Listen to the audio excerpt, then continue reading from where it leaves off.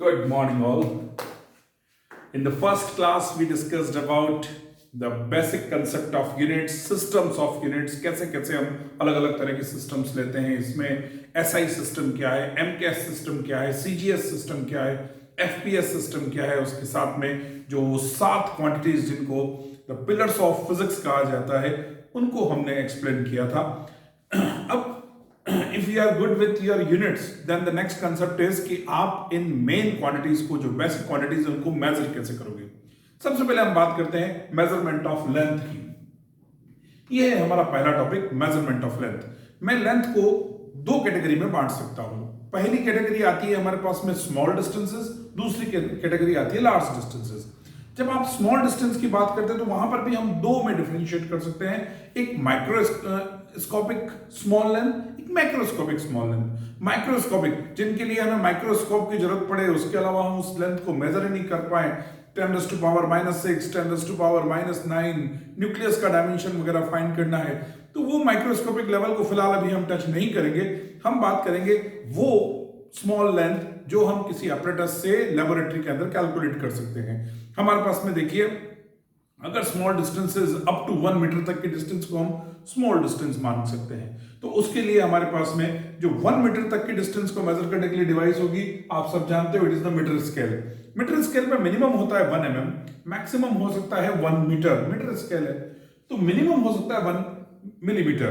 अब 1 मिलीमीटर से लेकर 1 मीटर तक की डिस्टेंस मेजर करने के लिए सबसे अच्छी चीज है मीटर स्केल, जो आप बचपन से यूज करते आ रहे हैं. लेकिन अगर मुझे 1 mm से कम मेजर करना है तो मेरे पास में ऐसा डिवाइस जो सिंपल स्केल है उससे मैं उसको मेजर नहीं कर सकता हूं. इवन जो आपके ज्योमेट्री बॉक्स के अंदर है उससे भी अगर आप देखेंगे तो वहां पर भी 1 mm से लेकर 15 सेंटीमीटर तक के डिस्टेंस को फाइंड किया जा सकता है, लेकिन 1 mm से कम की डिस्टेंस को आप उससे फाइंड नहीं कर सकते हैं.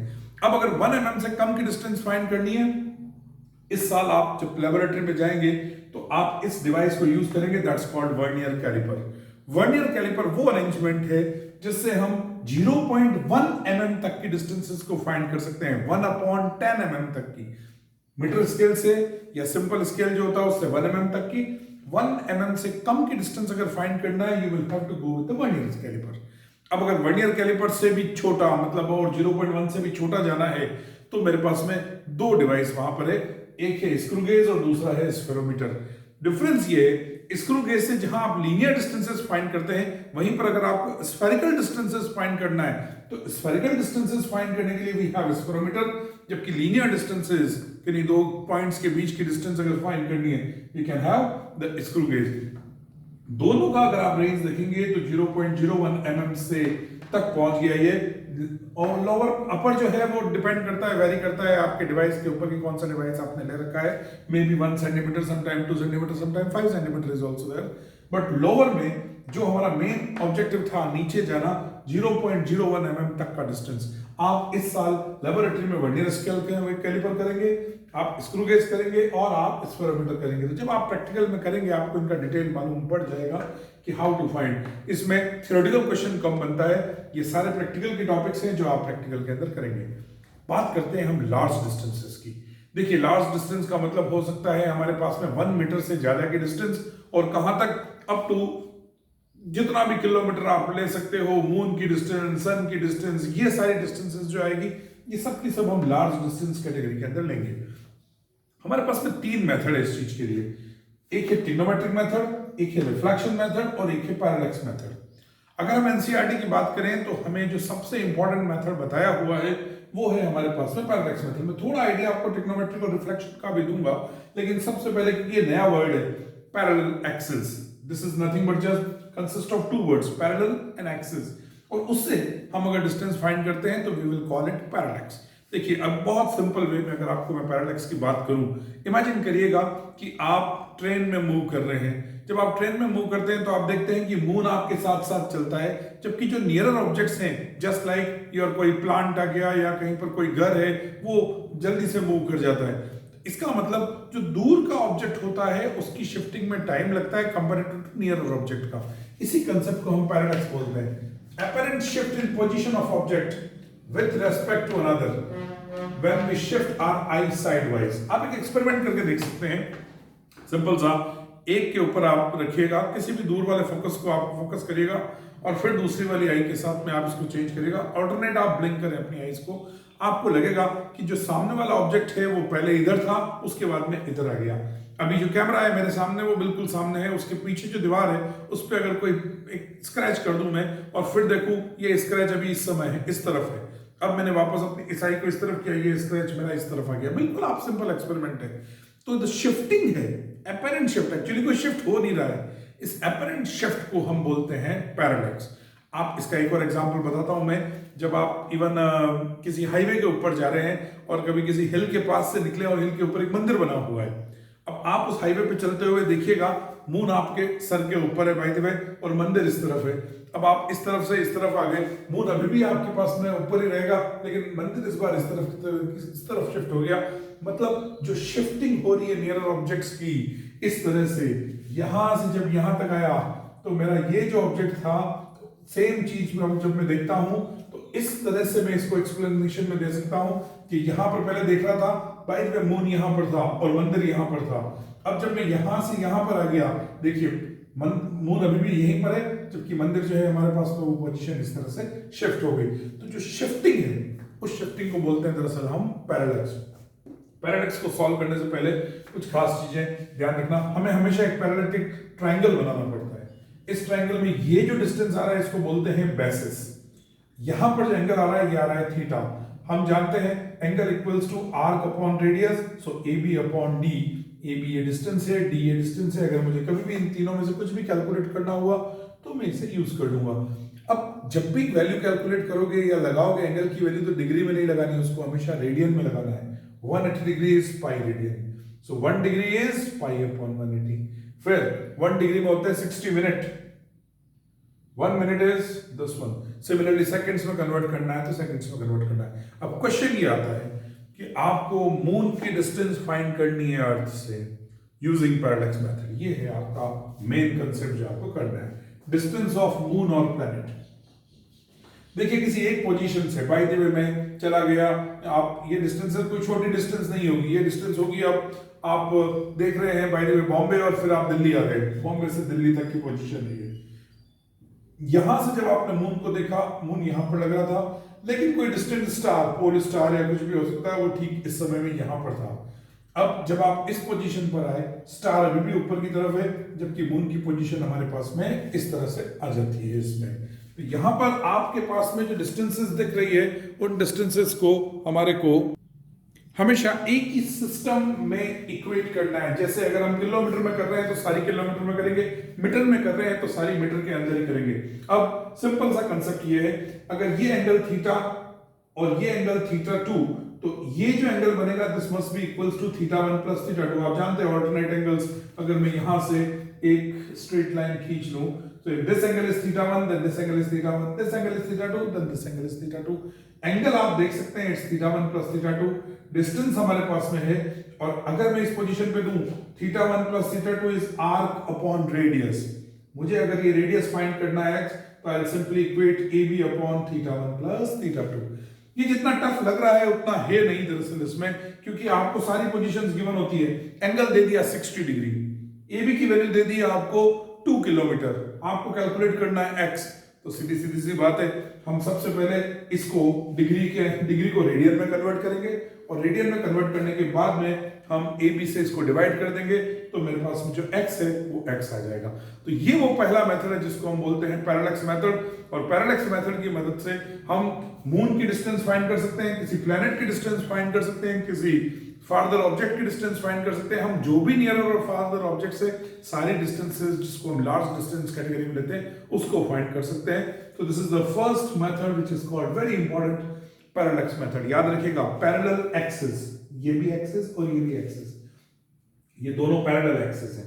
तो पैरेलल एक्सिस की वजह से इस मेथड को हम बोलते हैं पैरेलल एक्सिस और पैरालैक्स मेथड। लास्ट वापस देखिएगा, हमें ये डिस्टेंस गिवन होगी, ठीक है, हमें ये भी गिवन है, हमें ये एंगल गिवन होगा, ठीक है, एंगल गिवन है। अब मुझे x कैलकुलेट करना है, मेरा फॉर्मूला है AB upon theta 1 plus theta 2। बहुत ज्यादा टेंशन नहीं लेनी, AB की वैल्यू गिवन होगी, थीटा 1 प्लस थीटा 2 गिवन होगा। बस याद क्या रखना है, जो θ1 और θ2 आपको डिग्री में गिवन होगा उसको आपको पहले रेडियन में कन्वर्ट करना है। रेडियन में अगर एक बार कन्वर्ट करना आप सीख गए, और ये है हमारे पास का मेथड। डिग्री को अगर लिखना है तो मैं पाई अपॉन 180, जैसे मैं कहूं 2 डिग्री तो 2 into pi upon 180, 7 degree 7 into pi upon 180 degree. तो डिग्री को रेडियन में कन्वर्ट करके लिखना। कई मिनट में दे रखा है तो ये मिनट के लिए कन्वर्जन है। इसी तरह से सेकंड में 60 और लग जाएगा इसमें, तो वो सेकंड का कन्वर्जन आ जाएगा। So this is the first method which is called parallax method.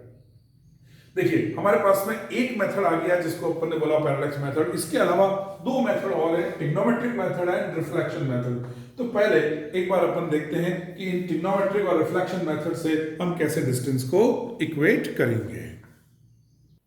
आइए अब देखते हैं ट्रिग्नोमेट्रिक मेथड क्या बोल रहे हैं। ट्रिग्नोमेट्रिक मेथड में आप सब जानते हैं tan थीटा के बारे में। tan थीटा होता है परपेंडिकुलर अपॉन बेस। अगर बेस डिस्टेंस गिवन हो, यहां से यहां तक की डिस्टेंस अगर गिवन हो, तो हम tan theta equals to perpendicular upon base that should be equals to p by b लगा देंगे। अगर मुझे ये हाइट फाइंड करनी है तो p equals to b tan theta. Class 9th में भी और 10th में भी आप लोगों ने डिस्कशन कर रखा है। तो यहां पर पहली चीज, अगर बेस गिवन है तो इट्स वेरी इजी, डायरेक्टली हम यूज कर लेंगे b into tan theta. Theta की वैल्यू आपको गिवन होगी, 30 है तो 1 बाई रूट 3, 60 है तो रूट 3, 45 है तो 1, ऐसे सीधी सीधी वैल्यू गिवन होगी टाइप की। अब क्या देखें, अगर if base distance not given, ये पूरी डिस्टेंस गिवन नहीं है, यहां पर हम दो पॉइंट्स ऑफ रेफरेंस लेते हैं, पहले हम C और फिर D। C से अगर एंगल मेजर करते हैं तो से θ1 आता है, D से अगर एंगल मेजर करते हैं तो से θ2 आता है। अब इस केस में हम θ1 और θ2 को देख रहे हैं। जैसे जैसे मैं इससे दूर जाऊंगा ये एंगल कम होता जाएगा। आप सब जानते हैं डिस्टेंस में जाएंगे एंगल कम होता जाएगा। सबसे पहले मैंने इस ट्रायंगल में देखा कि tan θ1 कितना आ रहा है, AB अपॉन BC, पहला आ गया मेरे पास में। फिर देखा इस बड़े ट्रायंगल के अंदर tan θ2 कितना आ रहा है, AB upon BD, AB upon BD लिख दिया मैंने। इससे मैं लिख सकता हूं BC equals to AB cot θ1। देखिए मैंने इसलिए लिखा है इसको BC इक्वल्स टू, अगर मैं लिखूंगा तो AB अपॉन tan θ आएगा, 1 अपॉन tan θ cot θ होता है। सो बी केयरफुल, मैंने यहां पर जो वैल्यू लिखी है मैंने cot θ लिया है because you know that cot θ इज 1 अपॉन tan θ। इसलिए मैंने इसको इस तरह से cot θ की फॉर्म के अंदर कन्वर्ट करके लिख दिया। सिमिलरली BD को अगर मुझे लिखना है तो AB अपॉन tan θ2 आएगा, और इसको मैंने लिख दिया AB cot θ2। सो अगेन मैंने cot की फॉर्म के अंदर इसको लिख दिया। x ये डिस्टेंस, ये तो हमें मालूम है क्योंकि हम यहां से यहां तक मूव किया और उसके बाद ये एंगल्स मेजर किए। This should be equals to BD minus BC। देखिए BD माइनस BC, BD की वैल्यू ये रही AB cot θ2, BC की वैल्यू AB cot θ1। AB को कॉमन लिया, cot θ2 और cot θ1 ले लिया। x अगर मुझे फाइंड करना है, मुझे सॉरी AB फाइंड करना था, ये हाइट, तो AB फाइंड करने के लिए मैंने x upon cot θ2 minus cot θ1 कर लिया। तो अगर बेस डिस्टेंस गिवन नहीं है तो मेरे पास में ये फॉर्मूला बनेगा जिससे मैं वैल्यू फाइंड कर लूंगा। I am sure you remember, फिर से देखिएगा, अगर cot θ की बात करें अपन तो cot अगर 30 डिग्री होगा तो वो है √3, और cot 60 अगर होगा तो वो है 1 बाई √3। ये tan के अपोजिट चलते हैं। और अगर cot 45 होगा तो ये है वैल्यू हमारे पास में 1। ये 3 के अलावा चौथी कोई वैल्यू आपके पास में नहीं आएगी कभी भी। cot 30 की वैल्यू याद कर लेना, 60 की वैल्यू याद कर लेना, और cot 45 की वैल्यू याद कर लेना। तो दो हो गए ट्रिग्नोमेट्रिक में।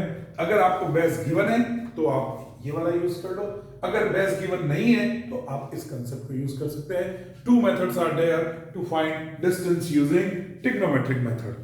हमारे पास में पहला मेथड हो गया पैरेलैक्स मेथड, दूसरा मेथड हमारे पास में आ गया ट्रिग्नोमेट्रिक मेथड। अब देखते हैं अपन कि तीसरा मेथड कैसे एक्ट करता है। रिफ्लेक्शन मेथड में जो एक चीज सबसे इंपॉर्टेंट है वो ये है कि हमारी लाइट और साउंड दोनों वेव्स रिफ्लेक्शन को शो करती है। कहीं से भी टकराएगी, टकरा के वापस आ जाएगी। So this property is common to both light and sound wave. The light wave also reflect back and sound wave also reflect back. The only thing is when it is light, the velocity of light is 3 into 10 raised to power 8 meter per second. When it is sound, it must be 330 meter per second. तो ये जो आएगा इसकी distance जो अगर आप देखेंगे इसकी वेलोसिटी वो बहुत ज्यादा है, साउंड की वेलोसिटी कंपैरेटिवली बहुत कम है। अब देखिए मैं लाइट की प्रॉपर्टी को यूज करके दो मेथड यूज कर सकता हूं, radar and laser. Radar radio detection and ranging वाला कंसेप्ट जिससे अपन एरोप्लेन्स वगैरह को डिटेक्ट करते हैं, this is called radar. Laser आप जानते हैं दरअसल इसमें से intense beam of light is there red colour की, वो किसी भी डिस्टेंस को मेजर करने के काम में आ सकती है। रडार और लेजर दोनों के अंदर हम इसी कंसेप्ट को यूज करते हैं कि बाय द वे ए से बी की डिस्टेंस फाइंड करनी है। अलग अलग सिचुएशंस में हो सकता है, लेकिन यहां से यहां तक जाने की डिस्टेंस है x, यहां से रिटर्न होकर आने की डिस्टेंस भी है x, तो ये जाए और वापस आए, इसकी टोटल डिस्टेंस हो जाएगी 2x। अब डिस्टेंस होता है velocity into time, so 2x must be equals to c into t provided ये लाइट है, तो x आ जाएगा c इनटू t बाई 2। तो कोई सा भी कंसेप्ट आए, c की वैल्यू हमेशा 3 इनटू 10 टू पावर 8 ही रहेगी। टाइम आपको गिवन होगा प्रॉब्लम के अंदर, और आपको x अगर निकालना है तो x आप इजीली कैलकुलेट कर सकते हैं। अगर मैं साउंड की प्रॉपर्टी यूज करूं तो दो मेथड्स होते हैं, एक कहलाता है इको, दूसरा कहलाता है सोनार। इको मेथड होता है जब हम एयर में लेते हैं, हम यहां से तेज बोले वापस रिफ्लेक्ट होके आ जाए, तो एयर के अंदर हमारे पास में इको मेथड होगा। वेलोसिटी होती है 330 मीटर पर सेकंड, और यहां पर फॉर्मूला वही x equals to v into t by 2, बस v की जगह पे आपको लगाना है 330 मीटर पर सेकंड। अब अगर मैं वाटर में लूं तो वाटर में वेलोसिटी ज्यादा हो जाती है, साउंड की it is around 1500 metre per second के आसपास हो जाती है। तो ऐसे केस के अंदर मुझे अगर सोनार मेथड यूज करना है, जो हम जनरली जो सबमरीन्स वगैरह होते हैं उनके अंदर यूज करते हैं, तो सोनार को अगर मुझे कैलकुलेट करने के लिए डिस्टेंस को कहा जाएगा, I will calculate v dash into t by 2। Formula एक ही है, v इनटू t बाई 2। अगर c है तो c के साथ v इक्वल्स टू c लगाओ, अगर 330 है तो 330 लगाओ, अगर 1500 है तो 1500 मीटर पर सेकंड लगाओ। लेकिन रिफ्लेक्शन मेथड की सबसे इंपॉर्टेंट बात यह है कि चाहे लाइट हो चाहे साउंड हो, वो जाएगा, टकरा के वापस आएगा, बस उसके लिए टाइम कैलकुलेट आपको करना है, that is most important thing. जैसे ही टाइम इक्वेट किया, क्योंकि ये सारी चीजें तो कांस्टेंट है, v c वगैरह तो हमेशा इक्वेट हो जाएगा हमारे पास में। तो ये था हमारा तीसरा मेथड। पहले आपने देखा पैरेलैक्स मेथड, उसके बाद देखा आपने ट्रिग्नोमेट्रिक मेथड कैसे कैलकुलेट करते हैं, and the last method for your measurement of length is reflection method. देखिए टोटलिटी में अगर मैं देखूं कि लेंथ को मेजर करने के लिए, तो हमने अभी पीछे बात की, मेरे पास में स्मॉल डिस्टेंसेस के लिए है, क्या क्या है, वर्नियर है, स्क्रू गेज है, स्फेरोमीटर है, मीटर स्केल है, स्मॉल डिस्टेंसेस के लिए। लार्ज मेथड्स, इनको इनडायरेक्ट मेथड्स भी बोलते हैं क्योंकि इनडायरेक्टली मेजर कर रहे हैं। लार्ज मेथड्स में क्या क्या यूज करेंगे, तो हम कहेंगे हम पैरेलैक्स मेथड यूज कर सकते हैं, हम ट्रिग्नोमेट्रिक मेथड यूज कर सकते हैं, और एट द सेम मोमेंट हम रिफ्लेक्शन मेथड भी यूज कर सकते हैं। और रिफ्लेक्शन में भी साउंड का रिफ्लेक्शन हो या लाइट का रिफ्लेक्शन हो, दोनों के अंदर एक ही बात ध्यान रखना, साउंड अगर है तो 330 मीटर पर सेकंड है in air and 1500 metre per second in water.